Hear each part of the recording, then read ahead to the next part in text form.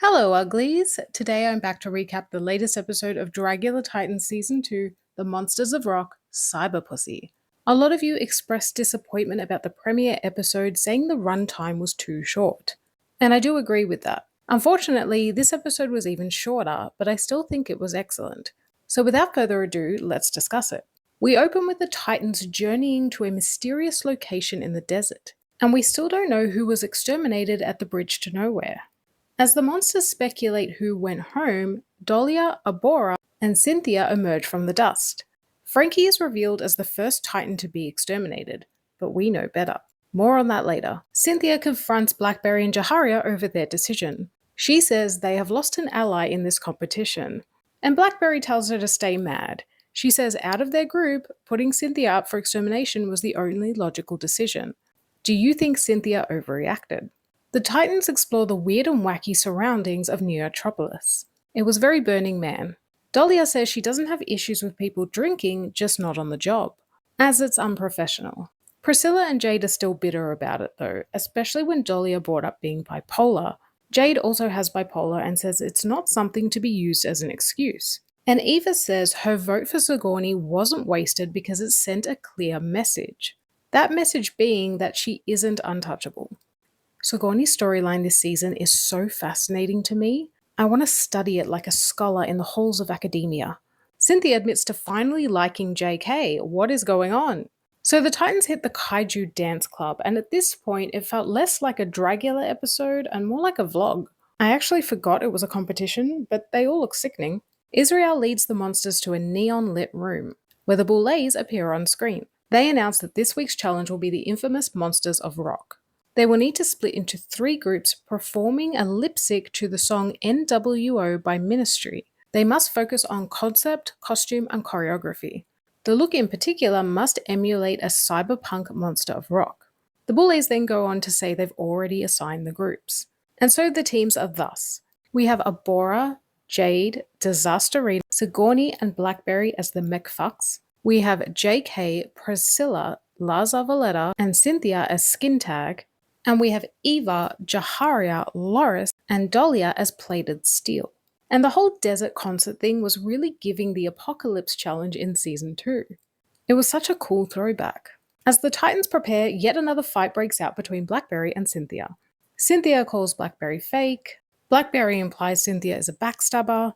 I hate seeing my two mutuals fighting. I love you both. Don't make me choose between you. I also love that Cynthia returned to the porta potty because that's very Season 5 Teletubby toilet bowl curse. So on the main stage this evening, we have the Boulets giving some leg, and we don't normally see them showing this much skin.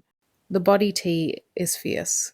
Also, this is not the outfits that they wore when they were introducing the challenge for the first time. They were completely covered in head to toe, including a face mask. These are the looks they wore on the main stage. They are also joined via live satellite by extra special guest judges Kate Segal and Ryan Turek. So it's time for the performance, and when Sigourney stepped on stage for the first time, I actually got chills. She has such a stage presence about her, and she's so hot.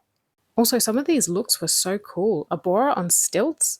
JK was making me thirsty. Jaharia was performing the house down. Priscilla and Zava made out. It was a whole thing. I do think I have to give my top 2 to JK this week, both for look and performance. In the Boulets deliberations, they say JK was phenomenal as the lead. It was very punk rock meets Mad Max. Drac thought Dahlia did a great job as lead singer, but Swan disagreed. She said Dahlia didn't maintain her stage presence the whole way through.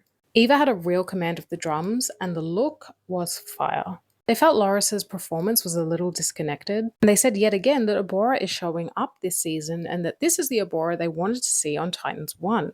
On the opposite side, Jade is not showing up this season. They were very disappointed in her performance. And in the judges' deliberations, it was really hard to take Abora seriously because she was like a million feet higher than everybody else. They are told they'll be judged as groups but scored by individual performances.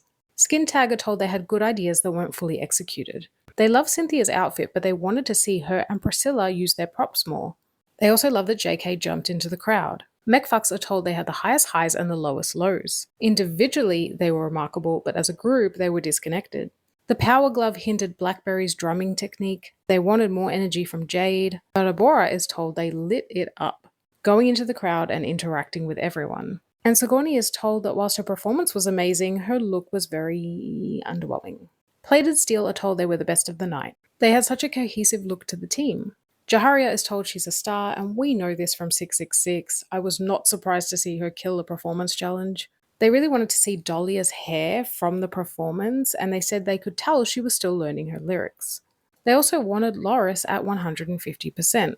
The guitar was not guitaring. I love you, Loris, but that was not it. The look was top tier though.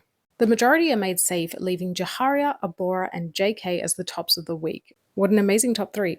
However, the win goes to Jaharia, absolutely deserved. It's her first Dragula win. The bottoms are Jade, Loris, and Priscilla. I'm surprised Priscilla was there, I didn't think she was that bad. However, only 2 will face the ghostly gallows. In the cauldron, the gloves come off. Jade and Priscilla believe Loris was the weakest. And unfortunately, Loris's plea to put herself up for extermination came back to bite her. She comes for Priscilla saying she's tired of being told she's not confident. She is. But Jade just says she's boring TV. Cynthia doesn't know what a decorum is, there's crazy horse sound effects happening. JK is just happy to not be the problem for once. This is great TV. Then Zava steps in and says that Dahlia is being a snitch to production, tattling on Zava about her prescription. You know, the prescription that comes in baggies.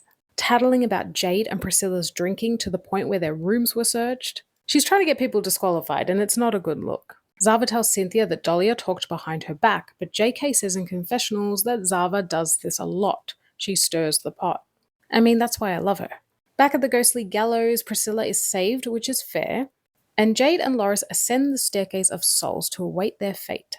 And as predicted, Loris drops into the depths below. She wanted to put herself up last week, so that's a bit of a death warrant. And Jade is more drama, which equals better TV. Jade, you better step it up, girl. I don't want to lose Loris to you if this is what you're going to be showing week after week. However, in the final scene of the episode, we realize that Loris and Frankie aren't quite dead yet. And thank God, because you are not going to eliminate 2 season 1 monsters back to back. You are not doing that to me. And so, my friends, what did you think of this week's episode? I enjoyed it, but I wish we had more competition time over party time. I just wanted, the fright feats and stuff. If we're going to cut the runtime down, we need to use it wisely. But I loved the challenge and I love that Jaharia won. As always, my friends, give me the tea and I'll see you very soon for another video.